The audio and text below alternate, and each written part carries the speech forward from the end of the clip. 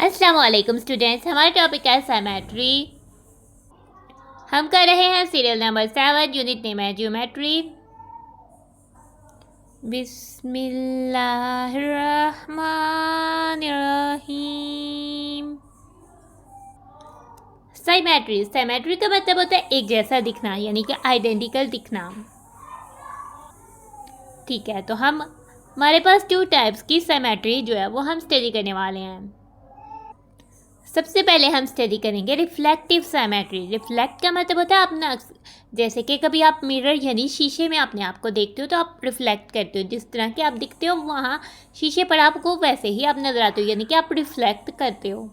ठीक है, तो रिफ्लेक्टिव सिमेट्री को समझते हैं एग्जाम्पल से। I have 2 different types of leaves pasted on my notebook. ये कह रहे हैं कि मेरी नोटबुक, मेरी कॉपी पर 2 डिफरेंट टाइप्स के लीव्स जो हैं वो पेस्टेड किए गए हैं। लीव्स होते हैं पत्ते, ठीक है, 2 डिफरेंट टाइप्स के जो पत्ते हैं वो पेस्ट किए गए हैं। I have observed that the left and right side of the leaf are exactly the same. मैंने क्या चीज़ ऑब्जर्व की कि जो लेफ्ट साइड है और राइट साइड लीव्स की वो बिल्कुल सेम है। अगर हम इस लीव्स को फोल्ड कर दें तो वो एग्जैक्ट जो है राइट साइड जो एग्जैक्ट लेफ्ट साइड पर फोल्ड हो जाएगी और बिल्कुल एक जैसी ही दिखेगी। इसी तरह इस लीव को देखें तो इसकी भी लेफ्ट और राइट साइड जो है बिल्कुल सेम है। If we fold the leaf about the mid vein, ये मिड वेन है उसकी, ठीक है, 1 half will exactly fit the other half, तो वो बिल्कुल एक दूसरे के ऊपर फिट आ जाएगी। ठीक है, हम कुछ शेप्स को ऑब्जर्व करते हैं, जैसे कि अगर हम बटरफ्लाई की शेप को ड्रा करते हैं तो उसको भी अगर हम कट करके एक दूसरे के ऊपर जो एक साइड को लेफ्ट साइड को राइट साइड पर करें तो वो बिल्कुल आइडेंटिकल होती है, यानी कि वो लेफ्ट और राइट साइड से सेम होती है। इस तरह से लेटर एम वो भी दोनों साइड से आइडेंटिकल होता है। ठीक है, हम इसके इस साइड को इस पर फोल्ड कर सकते हैं, तो ये हमारे पास ओवल शेप, ये भी आइडेंटिकल है। ठीक है, इस लाइन से हम इसको इसके ऊपर जो है वो फोल्ड कर सकते हैं। तो ये जो शेप्स थी ये सिमेट्रिकल शेप्स थी। इसके अलावा इंग्लिश अल्फ़ाबेट्स के बहुत सारे लेटर जो हैं वो सिमेट्रिकल होते हैं, जैसे कि लेटर ए, लेटर सी। ठीक है, लेटर सी किस तरह से सिमेट्रिकल होता है? लेटर सी की जो सिमेट्रिकल लाइन है वो मिड से गुजरती है, वो हॉरिजॉन्टल होती है। सिमेट्रिकल लाइन ज़रूरी नहीं कि वो वर्टिकली हो, वो हॉरिजॉन्टल और स्क्यू में भी हो सकती है, यानी कि तिरछी भी हो सकती है, यानी कि स्लोप में भी हो सकती है, यानी कि वो कोई एंगल बना रही हो सकती है। ठीक है, तो हॉरिजॉन्टल लाइन तो 0 डिग्री का एंगल बनाती है, वर्टिकल लाइन 90 डिग्री का। तो इसके अलावा वो जो सिमेट्रिकल लाइन है वो स्लोप में भी हो सकती है। जो पहले हमने अभी फिगर, वो सब सिमेट्रिकल थी क्योंकि वो एक दूसरे के ऊपर फोल्ड हो सकती थी। अगर कोई फिगर किसी भी शेप को कह सकते हैं हम, ठीक है, तो अगर कोई भी शेप जो है वो सिमेट्रिकल है तो उसका लेफ्ट पार्ट जो है वो एग्जैक्टली उसके राइट पार्ट पर फिक्स हो जाएगा। इसी तरह से अगर राइट पार्ट को लेफ्ट पर फिक्स करना चाहे तो भी वो उसके ऊपर फिक्स हो जाएगा। इसको हम रिफ्लेक्टिव सिमेट्री कहते हैं। ठीक है, लाइन ऑफ सिमेट्री वो लाइन होती है जिस पर हम प्रेस करके जो है उसको प्लेस करते हैं। ठीक है, जिस पॉइंट लाइन से जो है वो एक दूसरे पर फिट होती है। तो ज़रूरी है कि एक शेप की एक ही लाइन ऑफ सिमेट्री हो, एक शेप की एक से ज़्यादा लाइन ऑफ सिमेट्रीज भी हो सकती हैं। फॉर एग्जांपल अगर हम स्केयर को देखें, स्केयर को इस तरह से फोल्ड करें तब भी वो फोल्ड हो जाएगा, वर्टिकल हॉरिजॉन्टल से भी, और इस तरह से भी फोल्ड करें तो ये वाला कॉर्नर इसके ऊपर फिक्स हो जाएगा। ठीक है, और इस तरह से भी फोल्ड करें तो ये वाला कॉर्नर इसके ऊपर फिक्स हो जाएगा। तो स्केयर जो है वो 4 वेज से जो है वो एक दूसरे के ऊपर प्रेस किया जा सकता है, बिल्कुल एग्जैक्ट सेम आता है। सो स्केयर की तो 4 लाइन्स ऑफ सिमेट्री होती हैं। इस तरह से रेक्टेंगल जो है वो सिर्फ 2 वेज में एक दूसरे के ऊपर प्रेस किया जा सकता है, एक हॉरिजॉन्टल वे में और एक वर्टिकल वे में। तो रेक्टेंगल की 2 लाइन्स ऑफ सिमेट्री होती हैं। ना डिस्कस कर लेते हैं जो पीछे शेप पड़ी थी। ठीक है, बटरफ्लाई को सिर्फ 1 वे में किया जा सकता है, वर्टिकल वे में। बटरफ्लाई की 1 लाइन ऑफ सिमेट्री है और लेटर एम की भी 1 लाइन ऑफ सिमेट्री है। ये जो ओवल शेप है इसकी 2 लाइन्स ऑफ सिमेट्री है, क्योंकि हम इधर से भी जो है इसको एक दूसरे के ऊपर प्रेस कर सकते हैं। तो इस तरह से ओवल शेप की 2 लाइन्स ऑफ सिमेट्री हैं। अब हम रिफ्लेक्टिव सिमेट्री से रिलेटेड ट्राई योरसेल्फ को देखते हैं। हमसे कह रहा है does the shapes have reflective symmetry, क्या ये जो शेप्स दी गई हैं, ठीक है, इनमें रिफ्लेक्टिव सिमेट्री है? एक्सप्लेन योर आंसर, अपने आंसर को एक्सप्लेन करें। तो ये शेप कौन कौन सी दी गई हैं? ठीक है, ये एक 1 2 3 4 5 साइडेड फिगर है, 5 साइडेड शेप है। हमने 4 साइडेड शेप का तो पता है कि वो क्वाड्रिलेटरल होती है, लेकिन अगर कोई 5 साइडेड शेप हो तो हम उसको पेंटागोन कहते हैं। तो ये एक पेंटागोन है और इसकी हर साइड की मैयर जो है वो सेम दिख रही है, तो ये एक रेगुलर पेंटागोन है। ठीक है, अब हम आ जाते हैं, ठीक है, तो आप मुझे बताओ रेगुलर क्वाड्रिलेटरल क्या होगी। तो स्क्वायर जो है वो बेसिकली रेगुलर क्वाड्रिलेटरल है, और अगर ट्राइंगल में देखें तो उसमें इक्विलेटरल ट्राइंगल जो होगी वो रेगुलर ट्राइंगल कह सकते हैं, ठीक है। जिस शेप की सब साइड्स की मेजर सेम हो उसको हम रेगुलर शेप भी कह सकते हैं, जैसे कि ये रेगुलर पेंटागन है। अब इस शेप को देखें, ये कोई एक खास शेप नहीं महसूस ना रही, बस जैसे ये दो है, दो एरोज को कंबाइन की हुई है। तो इस शेप को भी हमने बताना है कि ये सिमेट्रिकल है कि नहीं, ठीक है, कि इसकी क्या आया कोई लाइन ऑफ सिमेट्री है कि हम इसको इसके ऊपर एग्जैक्टली प्रेस कर सकते हैं और विदाउट एनी लेफ्ट वो कि बिल्कुल उसके ऊपर फिक्स हो जाए। और लेटर टी, और अब फिर हमने बताना है कि लेटर टी क्या सिमेट्रिकल है कि नहीं, ठीक है। तो अगर उसमें रिफ्लेक्टिव सिमेट्री है तो हमने आंसर को एक्सप्लेन करना है, ठीक है। तो अपने आंसर को स्टार्ट करते हैं। सबसे पहले हम पेंटागन को लेते हैं, ठीक है। इसकी शेप को हम देखते हैं कि सबसे पहले आप इसको ऑब्जर्व करो तो सबसे पहले जो हमारे पास लाइंस ऑफ सिमेट्री होगी, ठीक है, हम अगर इसको इससे इस कॉर्नर पे लाइन ऑफ सिमेट्री जो है वो ये कॉर्नर इसके ऊपर आ जाएगा, ये वाला कॉर्नर इसके ऊपर, तो इस कॉर्नर से एक लाइन ऑफ सिमेट्री जो है इसमें आ जाती है।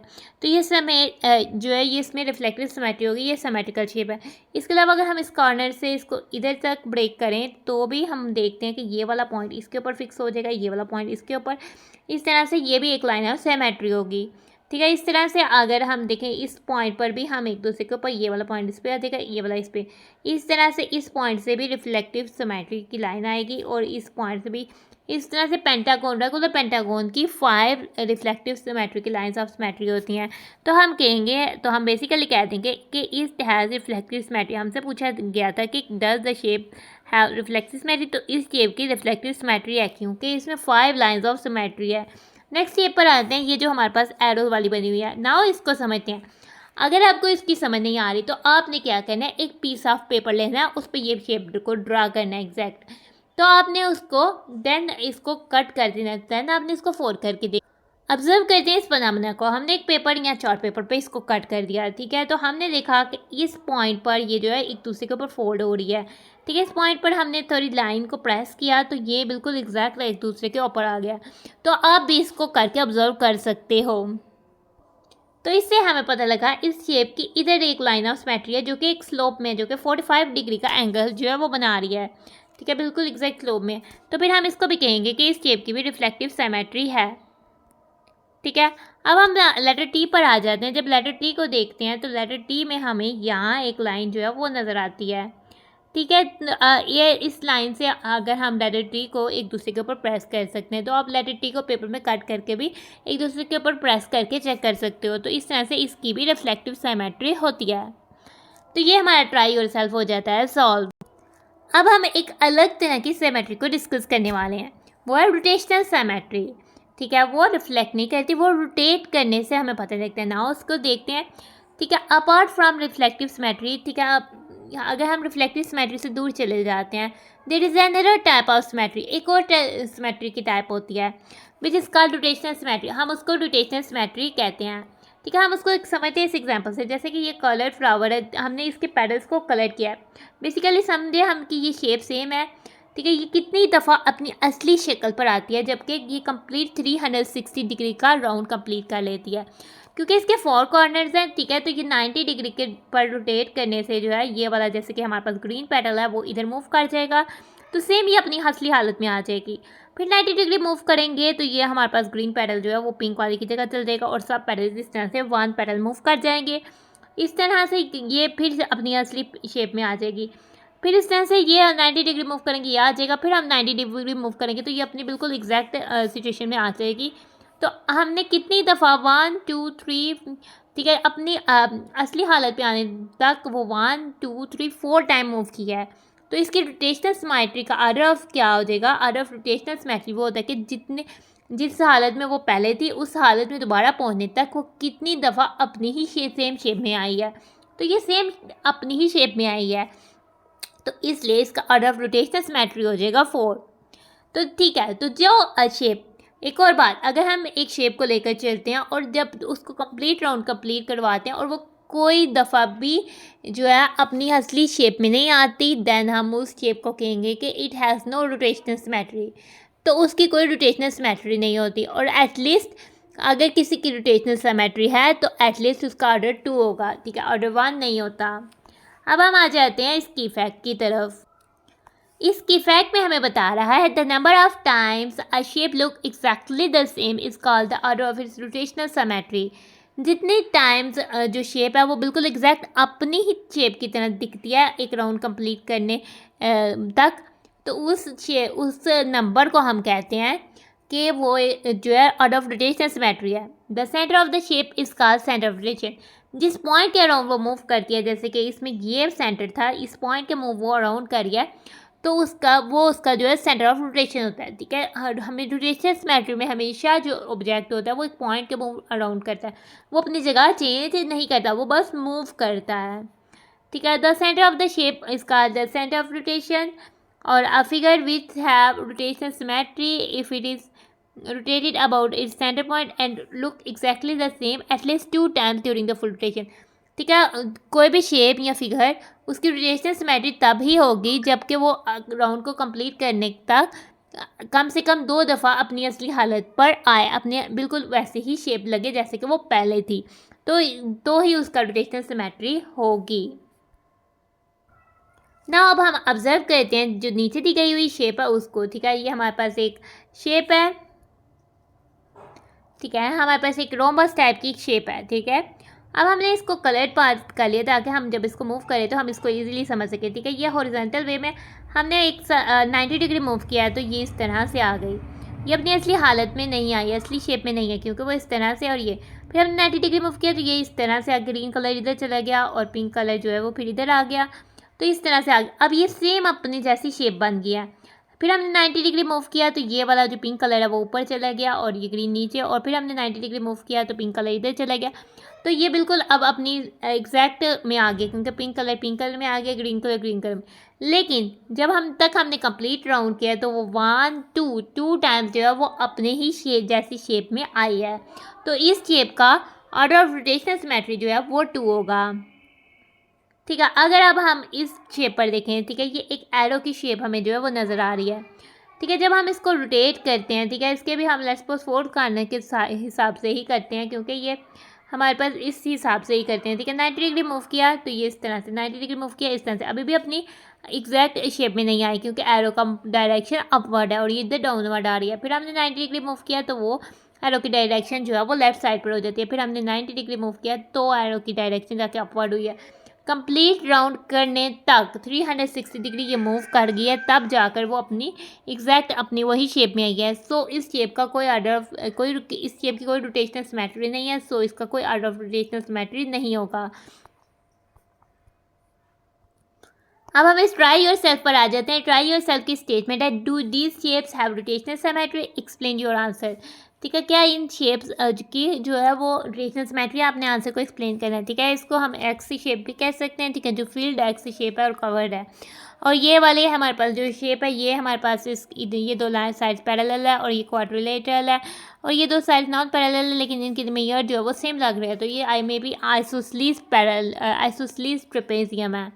ठीक है, ये 2 शेप हैं, इनको हमने जस्टिफाई करना है, बताना है कि क्या इनकी रोटेशनल सिमेट्री है कि नहीं। ठीक है, do these shapes have rotational symmetry. सबसे पहले हम इस x type yellow colour shape को ले लेते हैं। ठीक है, इसको पॉइंट आउट करने के लिए एक साइड पे हम रेड मार्क कर देते हैं ताकि हम अपने मूवमेंट को शो कर सकें। ठीक है, हमने एक पर रेड पॉइंट मार्क कर दिया है। ठीक है, क्योंकि इसके 4 कॉर्नर्स है तो हम इसको बेसिकली 90 डिग्री पर मूव करते हैं। जब हमने 90 डिग्री इस तरह से मूव किया तो ये इस तरह जो है वो चली गई है। ठीक है, अब हम फिर 90 डिग्री क्योंकि इस तरह से मूव कर रहे हैं तो फिर ये हमारे पास जो है ये अब प्लेन वाली साइड जो है वो ऊपर चल जाएगी और ये वाली नीचे आ जाएगी।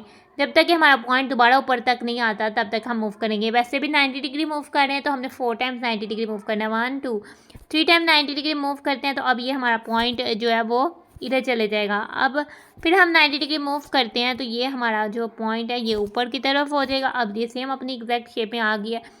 ठीक है, जब तक कि ये कंप्लीट इसने रेवोल्यूशन किया है, राउंड किया है, तो ये कितने टाइम्स आई अपनी असली शेप पर 1 2 टाइम्स जो है वो आई है, तो इसका रोटेशनल सिमेट्री होगी। ठीक है, तो हम कहेंगे इट हैज़ रोटेशनल सिमेट्री और इसका ऑर्डर ऑफ रोटेशनल सिमेट्री 2 होगा, जो कि हमें नहीं पूछा गया इसलिए हम इसको नहीं राइट करते। अब हम दूसरी शेप आइसोसलीस ट्रेपेजियम को ले लेते हैं। ठीक है, तो इसको हम इसका जो है सेंटर ऑफ रोटेशन सिमेट्री यहाँ था, इसका मे बी यहाँ होगा कहीं, तो उसके अराउंड मूव करते हैं, ठीक है। अब ये हमारे पास ट्रेपेजियम है, ठीक है, इसकी पैरेलल साइड, बड़ी वाली पैरेलल साइड्स के अराउंड मूव करते हैं, तो वो अब इधर 90 डिग्री मूव किया तो वो हमारे पास इधर चली जाती है, ठीक है। अब हम फिर इसको 90 डिग्री मूव करते हैं, वो क्योंकि इसकी 4 साइड्स हैं तो इसको 90 डिग्री के हिसाब से हम मूव कर रहे हैं, 4 कॉर्नर्स हैं। फिर हम 90 डिग्री मूव किया तो ये इधर चली गई, और फिर हमने 90 डिग्री मूव किया तो ये ऊपर की तरफ चली गई। तो ये कंप्लीट राउंड करने पर ये देखें दरमियान में ये बिल्कुल एग्जैक्ट सेम नहीं है, इसमें ये छोटा है और इसमें ये बड़ा है, बड़ी साइड आ गई, तो एग्जैक्ट सेम नहीं आया। तो इसका कोई रोटेशनल सिमेट्री है ही नहीं, क्योंकि इसने कंप्लीट राउंड करने के बाद अपनी असली हालत में आई है, तो इसलिए it has no rotational symmetry. तो इस शेप की कोई रोटेशनल सिमेट्री नहीं है।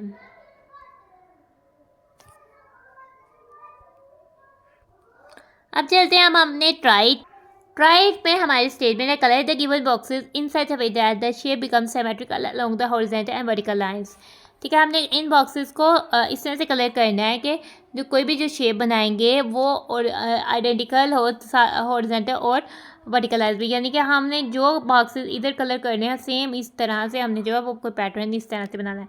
जैसे कि मैं लेट्स सपोज के कर रही हूँ, कोई इसी पैटर्न नहीं बनाते, कोई हम कहते हैं जैसे कि ये 3 बॉक्सेस हमने कलर किए हैं। अब इसके एक दफ़ा हमने जो एक एरिया में जो से मर्जी बॉक्स कलर कर लें, लेकिन बाकी एरियाज़ में आपने वो ही सेम करने हैं, ठीक है। नाउ अब इसके सिमेट्रिकल हमने बॉक्सेस इधर कलर करने हैं कि अगर हम इसको जो है वो इस लाइन पर फोल्ड करते हैं वो बिल्कुल इसके ऊपर आए, एक का गैप छोड़ के इधर हम मारते हैं, इधर से दोनों ही आगे से कलर्ड हुए हुए हैं, और वो कॉर्नर से जो है वो एक जो है वो कलर्ड हुआ है, ठीक है। इस तरह से अगर हम इसको फोल्ड करेंगे तो बिल्कुल एग्जैक्ट इसके ऊपर आएगा।